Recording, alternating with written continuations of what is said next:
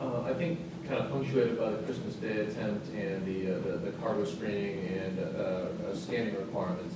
There's been a recognition that many of DHS's priorities are dependent on international partners who aren't necessarily always willing to play ball. Right. And I just asked, first, how DHS deals with that issue, and secondly, I just asked again, does the 112 Congress, when it comes in, have an obligation to look right at the get-go at the jurisdiction issues?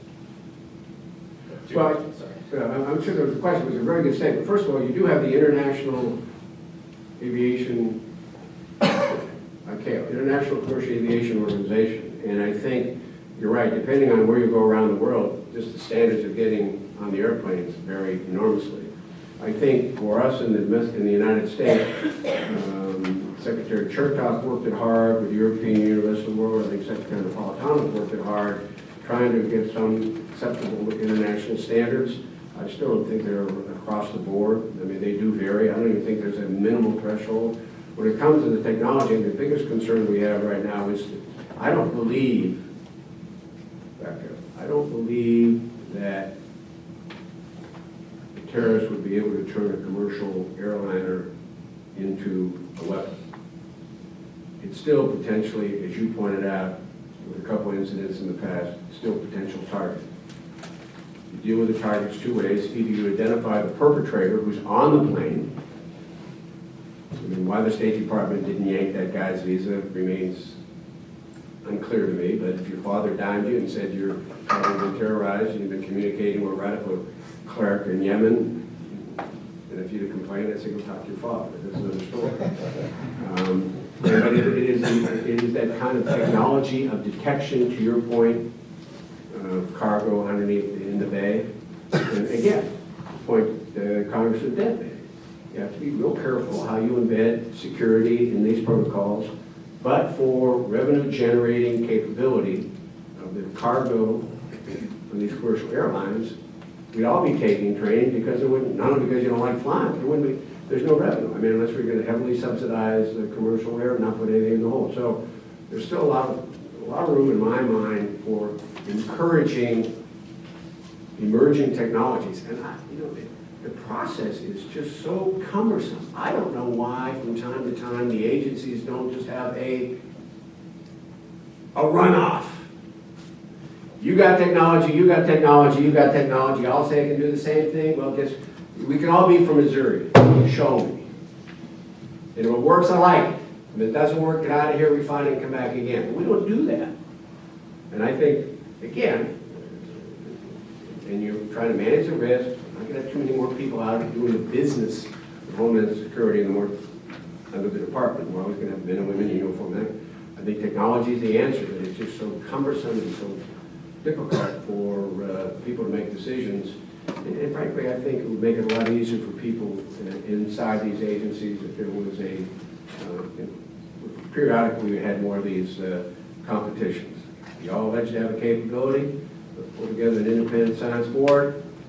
We'll see how, if it's hyperbole or if you can really do what you claim you can do. Sir? Talk about a little bit about not being able to really understand why terrorists would act the way they do and kind of acknowledging that it's a different culture, different mindset. I wonder, was there ever, or is there an effort on the part of DHS to answer the question why these things happen? Well, I think it should never, we should never diminish our effort, not only as a country, not only as a department, but as a country. Number one, you need to better understand the religion generally. I mean, we all should be a lot more understanding of the variety of religions we have and tolerate and encourage in this country. At one point in time, we had I don't know if they still have it, the University of Maryland was one of the 5 or 6 universities that was part of a consortium. And the purpose, I think, of the University of Maryland was to begin to try to fathom that intellectual underpinning. What turns someone, what turns an individual into a terrorist? What is it about this belief system that makes them think and then act the way they do? Some, depending on what part of the country you're in, it may not even be a belief system. It may be just the promises of better hereafter and money to your family. But for others, it's embraced as an ideology. They embrace it as a matter of faith. How you get there, I don't know. I don't think you necessarily start from the governing background and the philosophical and religious background that we do in the Western part of the world. And I don't know if we're ever going to be able to quite rationalize it in our mind. We need to understand that they don't think in our terms, though. If they did, they wouldn't do those things in the first place. They wouldn't send people on to blow up airliners. So we've got to keep exploring it, but I'm not sure we're going to be there where we say, oh, we get it. Because I just don't think we're capable of it, because we don't think in their terms. Thank you. One more if Sir. Governor, I'm from Pennsylvania, so I'm more comfortable calling you governor. All right. I like the gov thing. I bet you do. It's a nice office. The late night comedians had a field day when the department instituted the color-coded threat. Oh, yeah, absolutely. Do you have any regrets putting that in instead of maybe a numerical system? I don't regret the system. I regret, as much as I said, not having explained it as well so that people understood why we were doing it. I mean, it could have been numbers, 1 through 5. It could have been letters of the alphabet. We chose colors, number one. But I mean, there's some great late night stuff on it. I mean, red means, green means this, blue means this, and fuchsia means you're under attack by Martha Stewart. I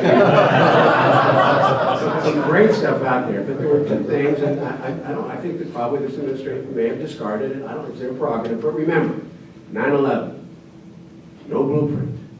Remember, John Ashcroft, Bob Mueller, Tom Ridge, over Justice Department, even before we had the department.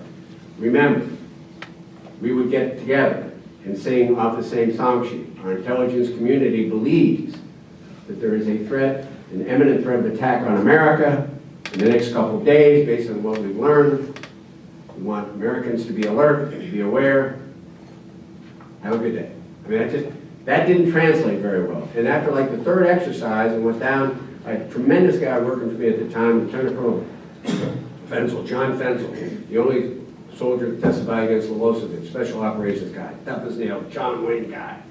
I said, John, this doesn't work. We need to take a look at what defense does, what the Defense Department does, what the State Department does, what they do around the world, and we need to send a signal to America that the President's Homeland Security Council, not me, but the President had a Homeland Security Council that was state, FBI, Justice, DOD, several others.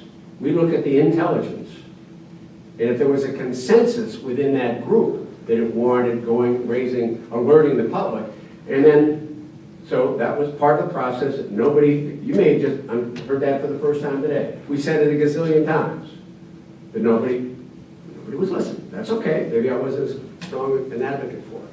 But two things happened. One was a general alert to the public, but for every color, as it would have been for every letter, as it would have been for every number, was a predetermined level of security.